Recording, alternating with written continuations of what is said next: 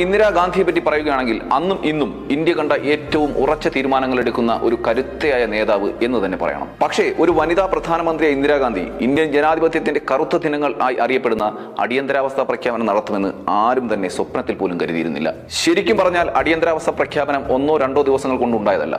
അങ്ങനെ 1-2 ദിവസങ്ങൾ കൊണ്ട് പ്രഖ്യാപിക്കാൻ പറ്റുന്നതുമല്ല അടിയന്തരാവസ്ഥ എന്ന് പറയുന്നത്. ഇതിനുള്ള കാരണങ്ങളും ചരടുവലികളും മാസങ്ങൾക്ക് മുൻപേ തുടങ്ങിയിരുന്നു. ഇന്ദിരാഗാന്ധി ഭരണത്തിൽ കയറിയത് മുതൽ പല പ്രശ്നങ്ങൾ കൊണ്ട് പാർട്ടിയിലും സർക്കാരിലും ഇന്ത്യയുടെ ശക്തി കുറഞ്ഞു വരുന്നുണ്ട്. എല്ലാ വഴികളും അടഞ്ഞ ഇന്ദിരാഗാന്ധിക്ക് അധികാരം നിലനിർത്താൻ ആവനാഴിയിൽ ആകെ അവശേഷിച്ച അവസാന അസ്ത്രമായിരുന്നു എമർജൻസി ഡിക്ലെയർ ചെയ്യുക എന്നുള്ളത്. ഒരു വശത്ത് ഇന്ദിര കോടതിയിലെ കേസുകളോട് പൊരുതുമ്പോൾ സർക്കാരിനെതിരെയുള്ള അഴിമതി ആരോപണങ്ങളിലൂടെ പ്രതിപക്ഷം അധികാരത്തിനും വെല്ലുവിളി ഉണ്ടാക്കുന്നു.